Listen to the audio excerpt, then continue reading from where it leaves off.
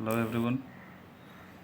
आइए आज समझने की कोशिश करते हैं कि रुपए का अंतर्राष्ट्रीयकरण, ठीक है, इंटरनेशनलाइजेशन से किस प्रकार भारत को लाभ होगा और इसके क्या इम्प्लीकेशंस होंगे हमारे इकोनॉमी पे।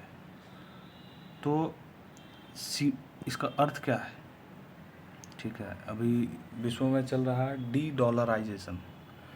तो डी डॉलराइजेशन का मतलब होता है कि हर देश का करेंसी उतना ही मजबूत होना चाहिए जितना कि एक देश अमेरिका का।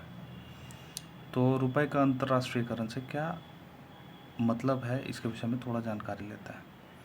देखिए, अर्थ क्या है? सीमा पर हस्तांतरण में भारतीय रुपए के उपयोग में वृद्धि करना। इसमें शामिल क्या है?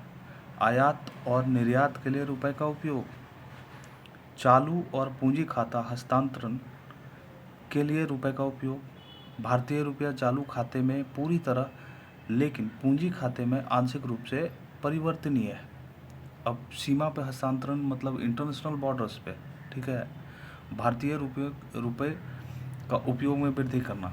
जैसे अभी हाल फिलहाल में आप देख रहे होंगे कि किस तरह से श्रीलंका में रुपए को मान्यता दिया गया, नेपाल में ऑलरेडी है, और ब्राज़ील यूएई के साथ प्रधानमंत्री ने समझौता किया कि किस तरह से आप रुपए और दिरहम, रुपए और श्रीलंकन रुपया में कैसे व्यापार को बढ़ाया जाए ताकि डॉलर पे डिपेंडेंसी हमारा घटे। तो और थोड़ा चलते हैं विस्तार से। देखिए, आवश्यकता क्यों है?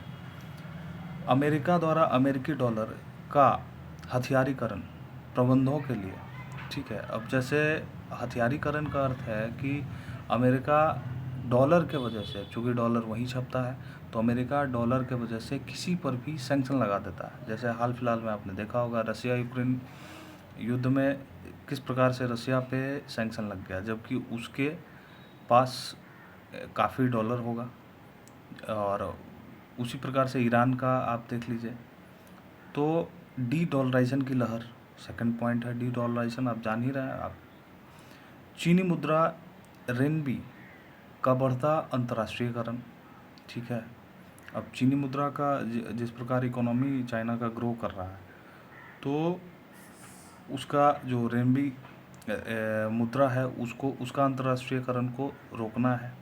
वैश्विक विदेशी मुद्रा बाजार कारोबार में भारत की न्यूनतम हिस्सेदारी 1.7% है मात्र, सोचिए। अब इसके लिए किए जा रहे क्या क्या प्रयास हैं भारत सरकार द्वारा? अंतर्राष्ट्रीय व्यापार में भारतीय मुद्रा को प्रोत्साहित कर रहे हैं, ठीक है।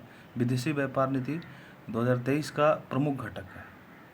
अब हमारे मुद्रा को प्रोत्साहित किया जा रहा है डिफरेंट देश में। जैसे अभी रूपी रूबल में ट्रेड हुआ रसिया के साथ, 18 देशों के साथ रुपया में व्यापार समझौते हेतु तंत्र प्रस्तुत किया गया। इन देशों के बैंकों को विशेष वोस्ट्रो रुपया खाता खोलने की अनुमति दी गई। वोस्ट्रो एक रशियन चैनल है। जैसे आप डॉलर का जो भी मूवमेंट होता है उसके लिए स्विफ्ट सिस्टम है, तो वैसे ही वोस्ट्रो सिस्टम अपनाया गया है।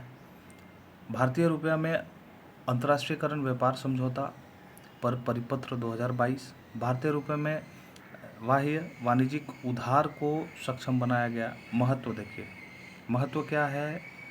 तो अमेरिकी डॉलर पर निर्भरता कम करना, विदेशी मुद्रा भंडार रखने की कम आवश्यकता, ये महत्वपूर्ण है। अभी 600